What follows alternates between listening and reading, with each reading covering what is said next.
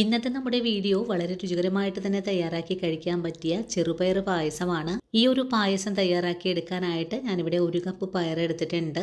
പയർ നന്നായിട്ട് കഴുകിയതിന് ശേഷം വേവിച്ചെടുക്കാനായിട്ട് കുക്കറിലേക്ക് മാറ്റാം. ഇനി കുക്കറിലേക്ക് 1 സ്പൂൺ നെയ്യും കൂടി ചേർത്തിട്ട് ഇതുപോലെ ഒന്ന് വേവിച്ചെടുത്തിട്ടുണ്ട്. പയർ വെന്ത് വരുന്ന സമയം കൊണ്ട് ശർക്കര ഉരുക്കിയെടുക്കാം. 1 കപ്പ് പയറിന് 350 ഗ്രാം ശർക്കരയും ഒരു വലിയ അരമുറി നാളികേരവുമാണ് വേണ്ടത്. ഇനി വേവിച്ചെടുത്ത പയറിലേക്ക് ശർക്കര പാനിയാക്കി ഒഴിച്ചു കൊടുക്കാം. ശർക്കര പാനിയിൽ കിടന്ന് പയർ നല്ലപോലെ തിളച്ച് വരുമ്പോഴേക്കും നമുക്കിതിലേക്ക് 1 ടേബിൾ സ്പൂൺ അളവിൽ അരിപ്പൊടി 3-ാം പാലിൽ കലക്കി ചേർത്ത് നല്ലവണ്ണം തിളപ്പിച്ചെടുക്കാം. പായസം നന്നായിട്ട് കുറുകിക്കഴിഞ്ഞാൽ 2-ാം പാല് ചേർത്ത് വീണ്ടും തിളപ്പിച്ചെടുക്കാം. 2-ാം പാലും കൂടി ചേർത്ത് ഒന്നുകൂടി തിളച്ച് വരുമ്പോഴേക്കും 1-ാം പാല് ചേർത്ത് നമുക്ക് പായസം ഇറക്കി വെക്കാം. ഇനി നല്ലൊരു സ്വാദനായിട്ട് ഏലക്കപ്പൊടി ചേർത്ത് കൊടുത്തതിന് ശേഷം ഒരു താളിപ്പ് കൂടി ചെയ്തെടുക്കാം. ഇനി താളിപ്പ് ചട്ടിയിലേക്ക് നെയ്യ് ഒഴിച്ചു കൊടുത്ത് കാഷ്യൂസും റൈസിൻസും നാളികേര കൊത്തും നന്നായിട്ട് തന്നെ വറുത്ത് പായസത്തിലേക്ക് ചേർക്കാം. അങ്ങനെ വളരെ രുചികരമായിട്ടുള്ള ചെറുപയർ പായസം ഇവിടെ റെഡിയാണ്.